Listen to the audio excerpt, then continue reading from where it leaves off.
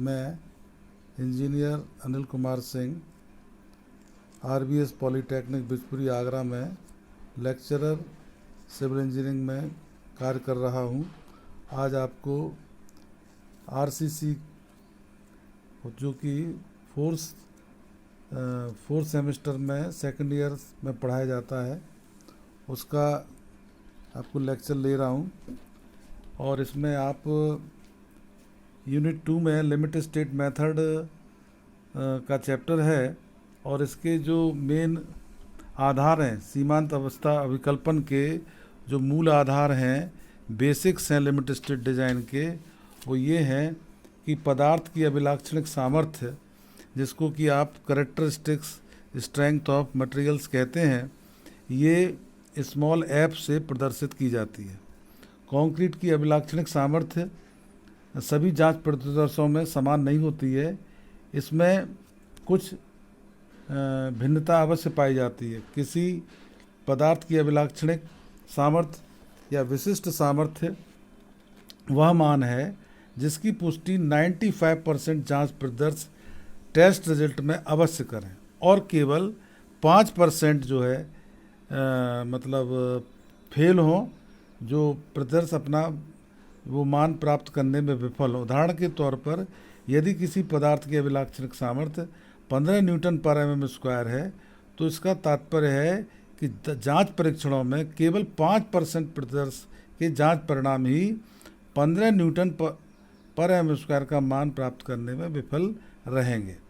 विभिन्न ग्रेड की अभिलाक्षणिक संपीड़न सामर्थ्य FCK को IS कोड 456 में देखा जा सकता है 2000 में, और आपकी बुक्स में भी जो बच्चे RCC पढ़ रहे हैं तो टेक्स्ट बुक्स में कहीं ना कहीं टेबल आपको मिल जाएंगी। पीछे मैं आपको इसके प्रिंट दे दूंगा। पदार्थों की अभिलाक्षणिक सामर्थ्य, पदार्थों कोई भी पदार्थ हो, अभिलाक्षणिक सामर्थ्य स्मॉल m से प्रदर्शित की जाती है। कंक्रीट की अभिलाक्षणिक सामर्थ्य को हम FCK से प्रदर्शित करते हैं और इस्पात की अभिलाक्षणिक सामर्थ्य को FY से प्रदर्शित करते हैं। इसके बाद आता है कंक्रीट की अभिलाक्षणिक सामर्थ्य क्या है। कंक्रीट की अभिलाक्षणिक सामर्थ्य जो है 28 दिन की तराई के बाद 150 mm माप के या फलक के घन के लिए आंकी जाती है। विभिन्न ग्रेड की कंक्रीट की अभिलाक्षणिक सामर्थ्य और अनुगेय प्रतिबलों के मान पीछे आपको इस लेक्चर में मैं दे दूंगा और ये आपको IS कोड 456 और 2000 में मिल जाएंगे। इस्पात के लिए विभिन्न ग्रेड के इस्पात के लिए प्रावत सामर्थ्य भी आपको IS कोड में मिल जाती है। इसके बाद आता है अभिलाक्षणिक भार जिसको कि अंग्रेजी में कहते हैं कैरेक्टरिस्टिक्स लोड। अभिकल्पन में पदार्थों की सामर्थ्य के अतिरिक्त अभिलाक्षणिक मान नहीं अपनाए जाते।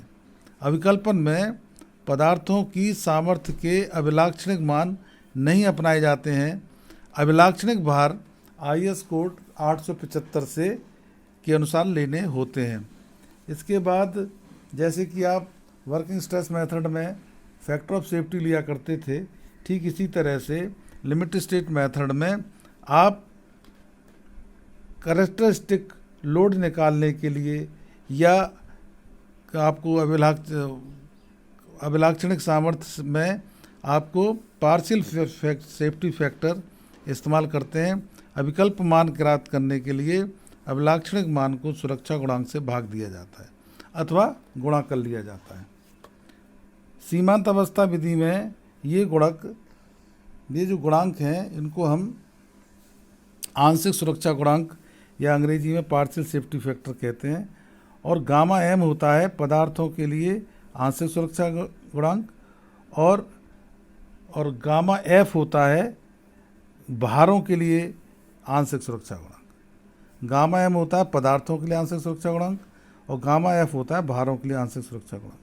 कंक्रीट के लिए आंशिक सुरक्षा गुणांक गामा MC 1.5 लिया जाता है और कंक्रीट प्रबलन इस्पात के लिए आंशिक सुरक्षा गुणांक गामा MS 1.15 लिया जाता है।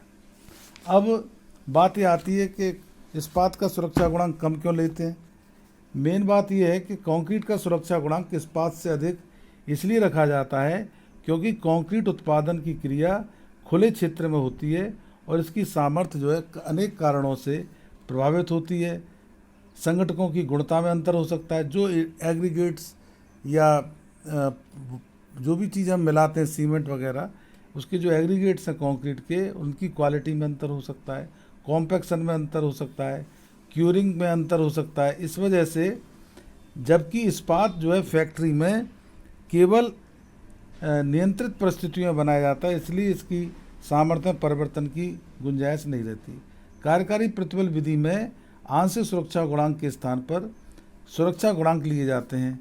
इसके अंतर्गत कंक्रीट के लिए 3 और इस्पात के लिए 1.7 लिया जाता है। इसके बाद आती है पदार्थों की अविकल्प सामर्थ्य, डिजाइन और फैक्टर्ड स्ट्रेंथ ऑफ मटेरियल। इसको हम स्मॉल FD से व्यक्त करते हैं। FD बराबर F/γ/M। FD क्या है? डिजाइन और फैक्टर्ड स्ट्रेंथ ऑफ मटेरियल्स, और γ/M है पदार्थ की अभिलाक्षणिक सामर्थ्य, अविकल्प सामर्थ्य, और F है पदार्थ की अभिलाक्षणिक सामर्थ्य। मतलब अपन पदार्थ की अभिलाक्षणिक सामर्थ्य में γ/M से भाग दे देते हैं। जो पदार्थों के लिए जो सुरक्षा गुणांक होता है उसमें हम भाग दे देते हैं, उससे हम पदार्थ की अविकल्प सामर्थ्य निकाल लेते हैं। इसके बाद कंक्रीट के लिए FCK और इस्पात के लिए FY लिया जाता है, और γ/M है आंशिक सुरक्षा गुणांक, पार्शियल सेफ्टी फैक्टर। कंक्रीट के लिए γ/MC और प्रबलन इस्पात के लिए γ/MS। IS कोड के अनुसार कंक्रीट की संपीड़न सामर्थ्य इसकी अभिलाक्षणिक सामर्थ्य का 0.67 गुणा ली जाती है। IS कोड के अनुसार कंक्रीट की संपीड़न सामर्थ्य इसकी अभिलाक्षणिक सामर्थ्य का यानी FCK का 0.67 गुणा ली जाती है। इसलिए FCKD बराबर होगा 0.67/1.5, और ये आप निकालेंगे तो ये आएगा 0.446 FCK। क्योंकि लैब में घन जांच द्वारा दर्शाई गई सामर्थ्य और कार्यस्थल पर तैयार की गई कंक्रीट की सामर्थ्य में अंतर होता है, और मौके पर कंक्रीट की सामर्थ्य कम उपलब्ध हो पाती है, अतः 0.67 का गुणा किया जाता है। इस पर 1.5 का आंशिक सुरक्षा गुणांक 1.5 इसका भी भाग हम लगाया जाता है। इसलिए कंक्रीट की अभिलाक्षणिक सामर्थ्य का मान आएगा FCKD बराबर 0.67 FCK बटे 1.5, ये बराबर होगा 0.446 FCK। इसके बाद प्रबलन इस्पात की अविकल्प सामर्थ्य, ये FSD बराबर होगी FY/1.15। FSD बराबर होगी FY/1.15, और ये होगी 0.67 FY, 0.87 FY। अविकल्प भार, या इसको कहते हैं भाज्य भार और बोलते हैं डिजाइन और फैक्टर्ड लोड। सीमांत अवस्था विधि में अविकल्प भार यानी कि फैक्टर्ड लोड अभिलाक्षणिक भार को उपयुक्त आंशिक सुरक्षा गुणांक से गुणा करके लिया जाता है। इसमें अभिलाक्षणिक भार से भी अधिक भार पर खंड सुरक्षित रह सकता है, और ये होगा FD बराबर F इंटू γ/F, जहाँ पर FD क्या है? FD है अविकल्प भार या फैक्टर्ड लोड, और F है अभिलाक्षणिक भार कैरेक्टरिस्टिक लोड, और γ/F है आंशिक सुरक्षा गुणांक। तो ध्यान देने वाली बात यह है कि अविकल्प भार या फैक्टर्ड लोड के आधार पर हम फैक्टर्ड बेंडिंग मोमेंट और फैक्टर्ड शियर फोर्स आदि ज्ञात किए जाते हैं, और γ/F का मान डेड लोड और लाइव लोड के कम्बिनेशन में, डेड लोड और विंड लोड के कम्बिनेशन में, अथवा dead load live load wind load के कम्बिनेशन में, और सीमांत अवस्था विधि की निपात स्थिति में या सेवा योग्यता सीमांत अवस्था में यानी लिमिट स्टेट ऑफ कोलैप्स में और लिमिट स्टेट ऑफ सर्विसिबिलिटी में आपको इसका कांस्टेंट यानी कि γ/F आपको IS कोड से मिल जाता है। इसके बाद हमको limit state of collapse for flexure, limit state of collapse for flexure इसका मतलब है कि अवयव या धरण के अक्ष के समकोणक कोई भी समतल खंड बंकन के बाद भी समतल रहता है। इसका अर्थ यह है कि अनुप्रस्थ परिच्छेद के किसी बिंदु पर विकृति बल शून्य अक्ष से दूरी से समानुपाती होती है। दूसरा है कंक्रीट की तनन सामर्थ्य पर विचार नहीं किया जाता है। बैंडिंग में कंक्रीट के सबसे ऊपरी संपीड़न रेशे में सभी ग्रेड की कंक्रीट के लिए अधिकतम विकृति मैक्सिमम स्ट्रेन 0.0035 ली जाती है और कंक्रीट के संपीड़न प्रतिबल और विकृति दोनों के संबंध किसी भी आकृति के हो सकते हैं जब तक कि अनुमानित सामर्थ्य या परीक्षणों से प्राप्त सामर्थ्य से मेल खाती रहे। सामान्यतः यह आकृति पैराबोलिक ली जाती है। अभिकल्पन के लिए कंक्रीट की सामर्थ्य उसकी अभिलाक्षणिक सामर्थ्य का 0.67 गुणा ली जाती है। इस पर आंशिक सुरक्षा गुणांक गामा MC 1.5 भी लगाया जाता है, अर्थात अधिकतम संपीड़न बल जो है 0.46446 FC होता है। प्रबलन इस्पात के लिए हम जो है FHD का मान गामा MS से 1.15 से भाग दे के ये आती है 0.87 FY। इसके बाद आपको अगर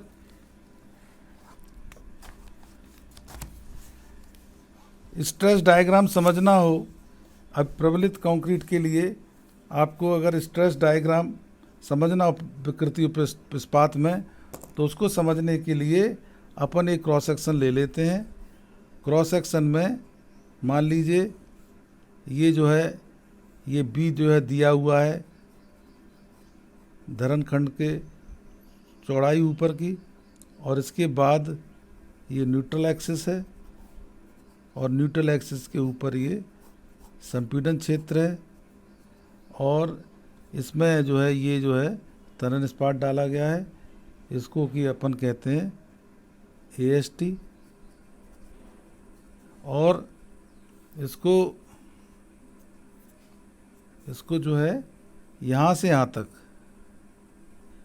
यहाँ स्मॉल यहाँ से लेके यहाँ तक इसे स्मॉल d कहते हैं और पूरा कंप्लीट खंड का माप कैपिटल D होता है। और इसको समझने के लिए इसके बाद हम एक बगल में स्ट्रेन डायग्राम बनाएंगे जो कि इस तरह से, और ये जो है खंड के गुरुत्व यहाँ पर जाएगा इस तरह से, और यहाँ से लेते हुए इसको इस तरह से ये होगा और ये होगी एप्सिलॉन SU। एप्सिलॉन ये विकृति है, ये स्ट्रेन डायग्राम है। ये कोड में भी आपको चित्र मिल जाएगा।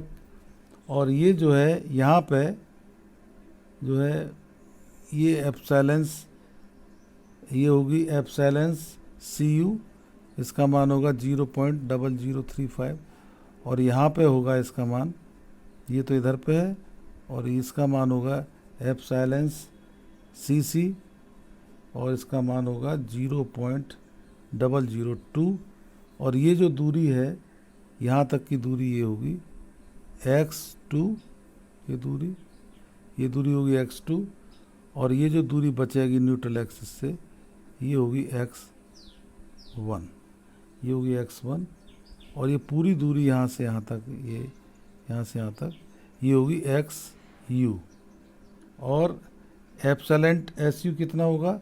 एप्सिलॉन SU होगा 0.87 FY अपॉन ES प्लस 0.002। अब इसके बाद इसका अपन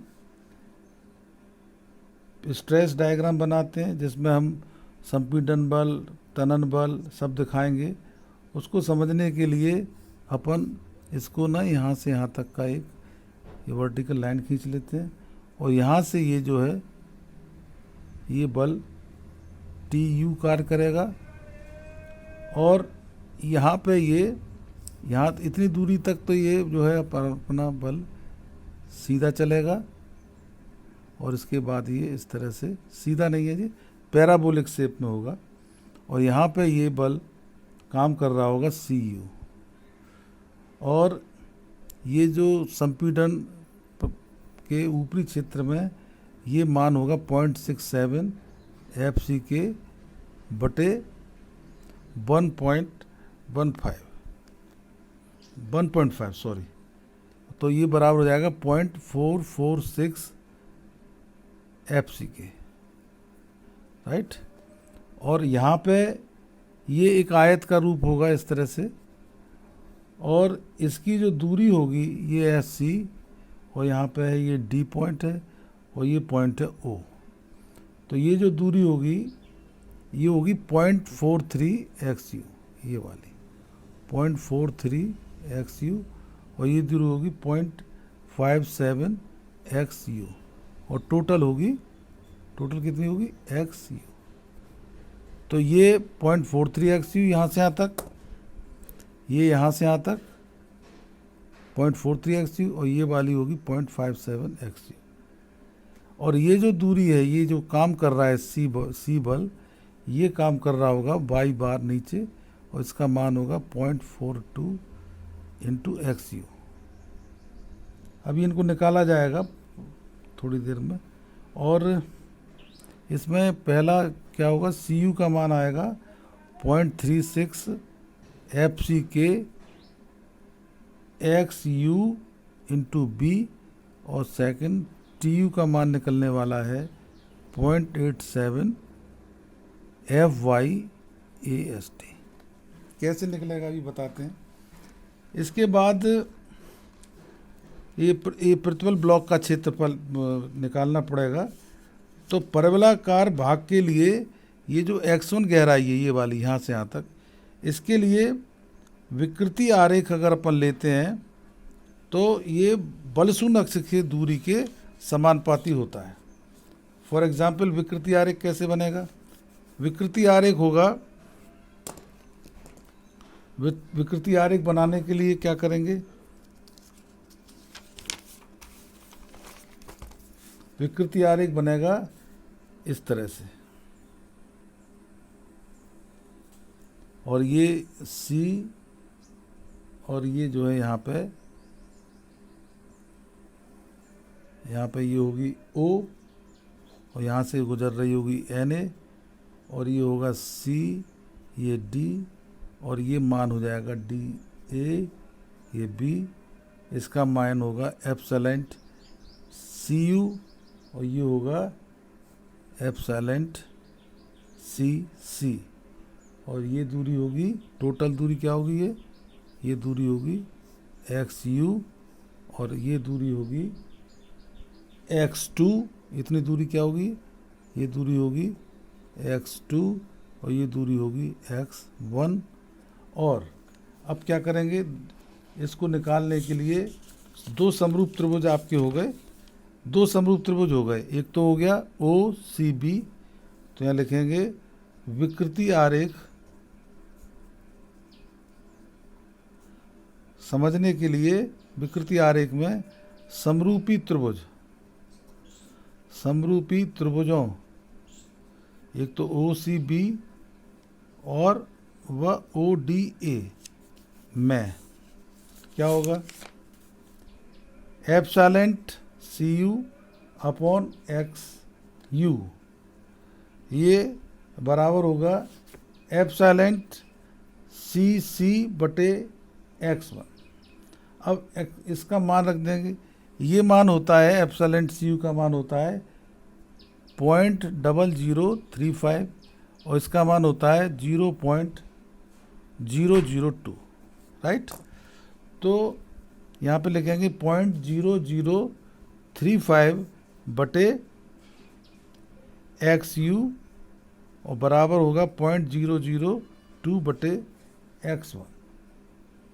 तो हमको क्या मान चाहिए, X1 चाहिए, किन के टर्म्स में चाहिए, XU के टर्म्स। तो X1 बराबर होगा 0.002 बटे 0.0035 XU। जो निकल के x1 का मान आएगा 0.57 XU, और इसी को हम कह सकते हैं 4/7 XU। अब हमको आयताकार भाग की गहराई निकालनी है। आयताकार भाग की गहराई निकल के आ गई। ये x1 आ गया पहले तो आपका, ये x1 का मान आ गया, ये वाला यहाँ से यहाँ तक का x1 आ गया। अब हमें कुछ चाहिए आयताकार भाग जो है इसकी वो चाहिए गहराई। तो आयताकार भाग की गहराई, इसको ये है x2 और ये होगी XU minus x1, XU minus x1। x1 क्या है 4/7 XU। तो ये हो जाएगा x2 बराबर हो जाएगा 0.43 XU या 3/7 XU, कुछ भी कह लीजिए। तो ये हो गया 0.57 XU या 4/7 XU, x1 का मान यहाँ से यहाँ तक, और x2 हो गया 0.43 XU और 3/7 XU। इसके बाद हमको प्रतिबल ब्लॉक का क्षेत्रफल निकालना है। प्रतिबल ब्लॉक का क्षेत्रफल निकालने के लिए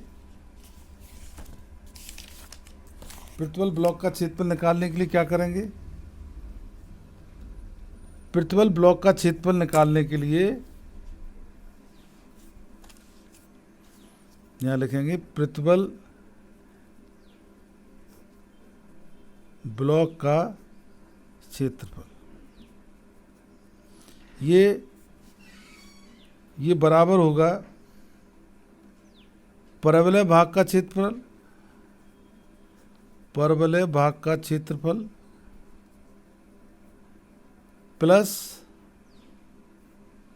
प्लस आयत भाग का क्षेत्रफल।